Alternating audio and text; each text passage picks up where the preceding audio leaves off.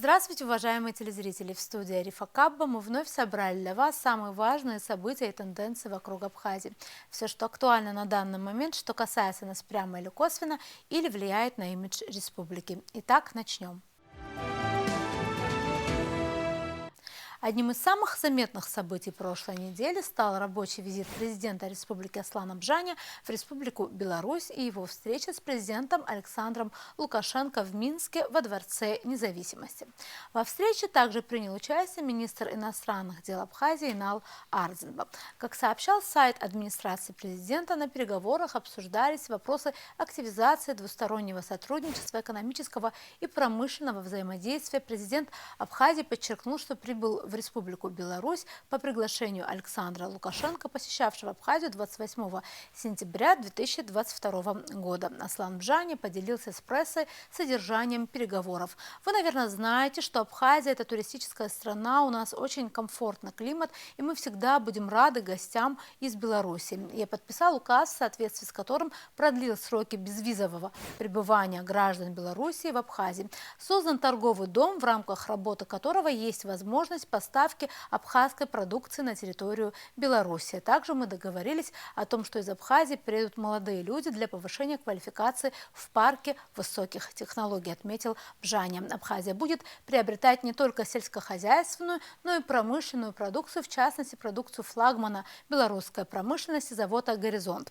Президент Абхазии также отметил важность установления контактов с Республикой Беларусь. Цитата: «Мы во многом благодаря усилиям западных государств находились долгое время в изоляции, а усилиями России у нас идут процессы деизоляции. И контакты с Беларусью в этом случае очень важны, и мы хотим, чтобы наши отношения были добрососедскими», отметил Бжаня с акцентом на промышленном взаимодействии. В свою очередь Александр Лукашенко также выразил свое мнение об абхазо-белорусских отношениях. «У нас есть фундамент, — сказал он, — на котором можно выстраивать наши отношения. Так, туристическое направление очень важно, особенно после того, как стали против нас вводить санкции». Президент Беларуси также отметил, цитата: «Люди наши хотят побывать на море. Раньше мы часто посещали ваши города, но получилось так, что Абхазия в последнее время оказалась отрезанной. Почему мы не должны ездить друг к другу в гости?» отметил он. Практически сразу после того, как в СМИ появилась информация о визите главы абхазского государства в Минск, Тбилиси заявил о, цитата, «грубом нарушении суверенитета и территориальной целостности Грузии и попытке узаконить российский оккупационный режим». В заявлении грузинского МИД в частности сказано, цитата: «Призываем Беларусь уважать суверенитет и территориальную целостность Грузии в международно признанных границах, прекратить предпринимать действия, противоречащие основополагающим принципам и нормам международного права». Конец цитаты. Сообщается также, что визит Лукашенко осудили, дескать, президент, премьер и спикер парламента Грузии.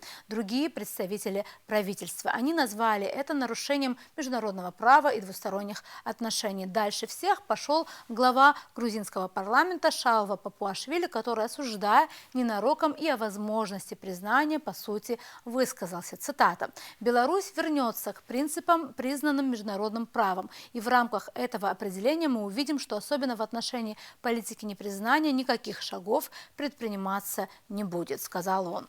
В абхазском МИД на это все отреагировали спокойно, отметив, что все эти заявления носят дежурный характер и уже, цитата, «набили оскомину». Несмотря на все усилия грузинского руководства, направленные на международную изоляцию Республики Абхазия, наша страна продолжает уверенно идти по пути расширения международных связей. Сегодняшняя встреча президента Республики Абхазия и президента Республики Беларусь, отмечена на сайте МИД, является ярким подтверждением тому, что мы движемся в правильном направлении. Чем скорее в Грузии осознают, что Республика Абхазия является суверенным независимым государством, тем быстрее удастся преодолеть существующие противоречия и создать условия для выстраивания цивилизованных межгосударственных отношений, отмечено в заявлении МИД Абхазии.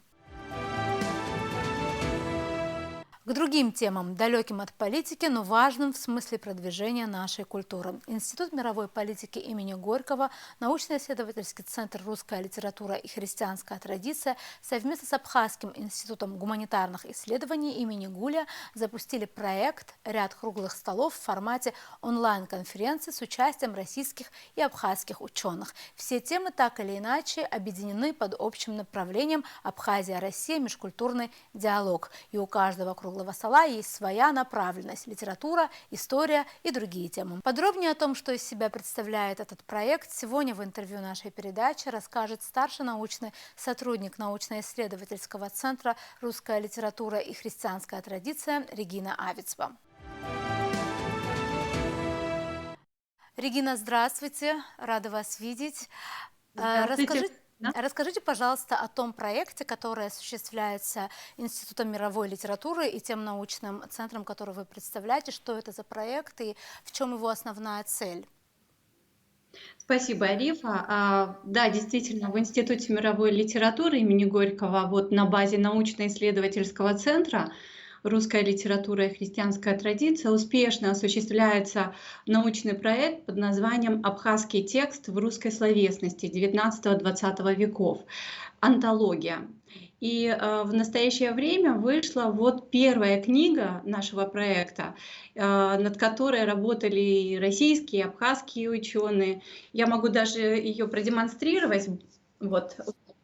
Да, презентация книг и вообще трехтомного издания, она будет в перспективе еще после того, как выйдет и вторая книга, она вот-вот уже отдана в печать. Вот эта книга, она очень хорошего качества. Очень, не только по качеству, но по содержанию, она очень интересная. Вот, можно ее найти в Апснетеке, она уже в открытом доступе представлена. Поэтому любой желающий, кому интересна вообще судьба Абхазии, вообще в текстах, чтобы посмотреть, когда упоминались те или иные тексты, можно посмотреть, полистать, там есть интересные иллюстрации. В общем, интересная книга, советую. Вот, и в ближайшее время будет вторая книга, с которой мы тоже, надеюсь, при следующей встрече вам расскажем.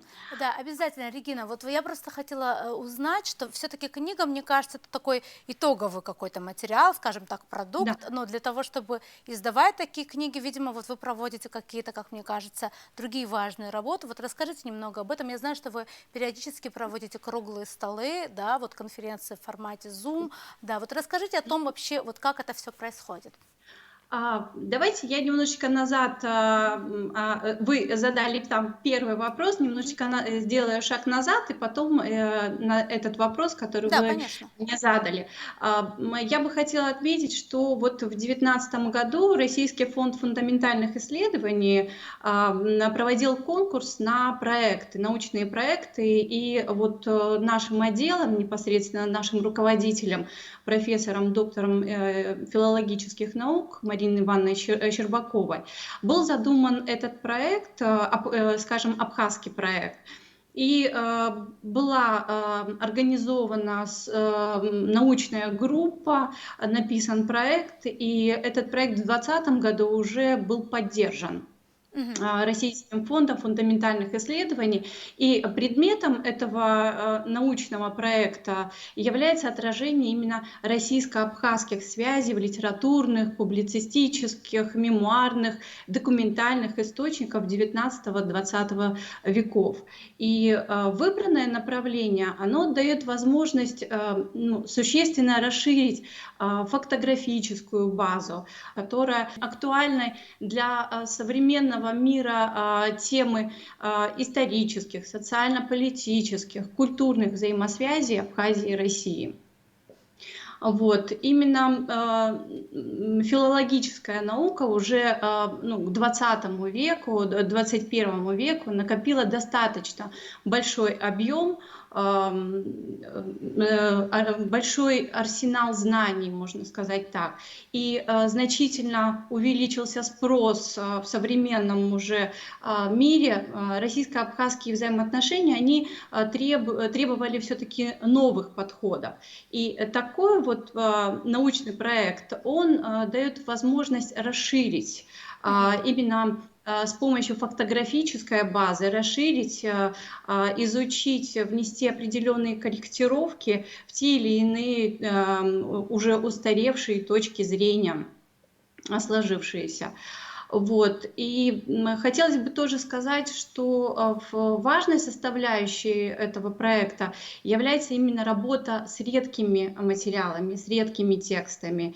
И это больше текстологическая такая работа, которая дает возможность републиковать, давать широкое комментирование, вводить в научный оборот те тексты, которые, возможно, неизвестны, возможно, малоизвестны. И вот такая работа, она действительно приносит вот такие вот большие плоды в виде таких вот томов, как вот первый наш том.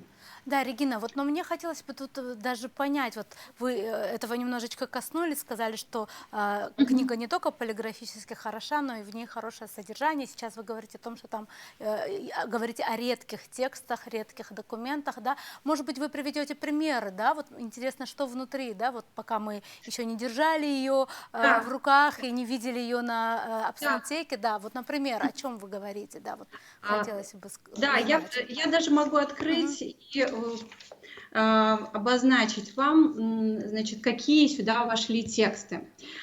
Это вот, значит, если говорить о составе научной группы, то, безусловно, хотелось бы сказать, что одним из главных участников нашего проекта является Юрий Дмитриевич Анчабадзе, доктор исторических наук. Вот его работа, это представлена «Абхазские лекции» Анатолия Генка. Далее, его же работа, один из наиболее интересных народов Кавказа, лекции Генка по этнографии абхазов. Очень интересно, Вот. действительно. Да. Еще могу вот Марины Ивановной Щербаковой, нашим руководителем проекта, это путешествие по Абхазии Муравьева. То есть это далеко не популярные, неизвестные материалы. Это не то, что у всех на устах, как говорится. Да, конечно, это вот то, что хранится далеко в архивах. У нас один из участников, это сотрудник, главный научный сотрудник отдела рукописи Российской государственной библиотеки Марина Семеновна Крутова, которая также участвует в проекте, помогает, всячески помогает вот своими работами. Могу также отметить ее статьи, тут вот представлены письма насельников Новоафонского Симона-Канонического монастыря к архимандриту Леониду Кавелину.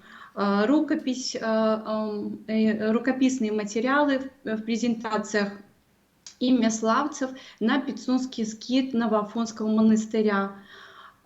Другая ее работа «Точно в раю побываешь и обо всем забудешь». Очерк Дьяконовой об Абхазии. Очень То есть это интересно. это тексты, о которых мы не знаем, Да. которые мало представлены. То есть это вот те архивные источники, редкие пласты материалов, которые найдены, описаны, представлены именно академической наукой.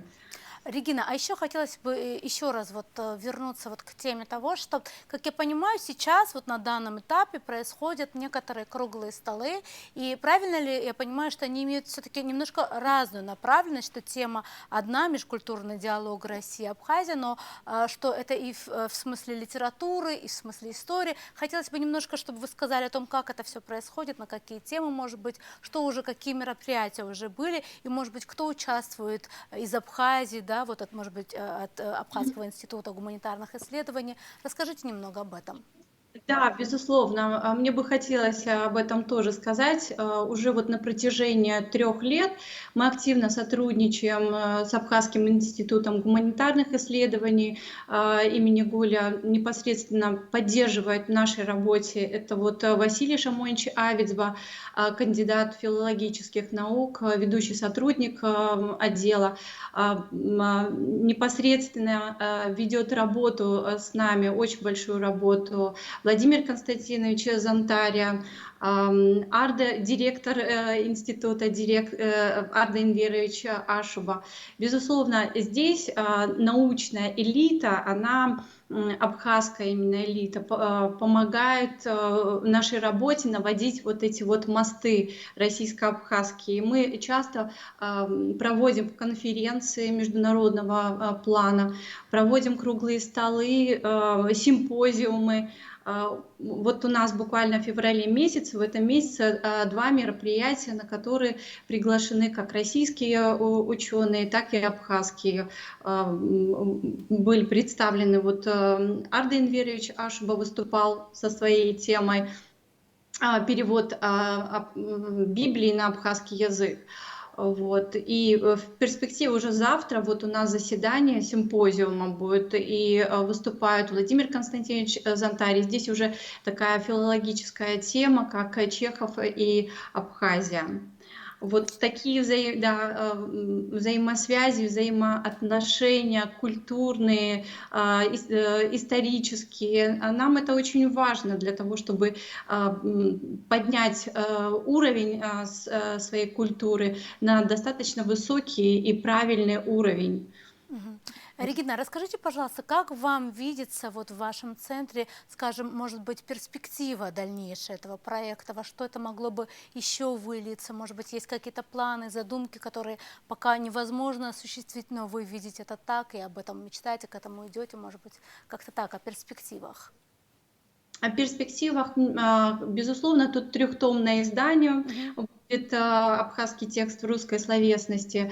И именно в научной сфере мы все-таки думаем, что у нас будет еще двухтомное издание, именно републикация текстов.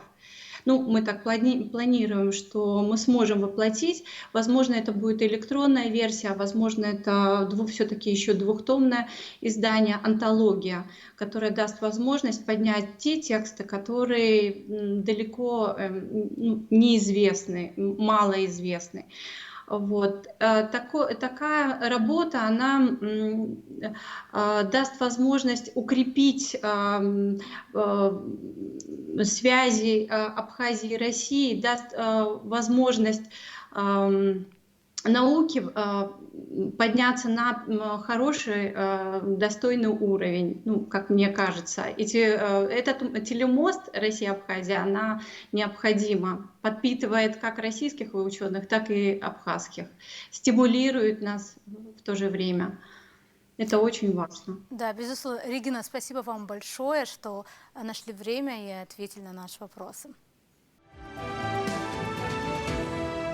На этом сегодня все. Мы будем продолжать держать руку на пульсе событий. До новых встреч в эфире.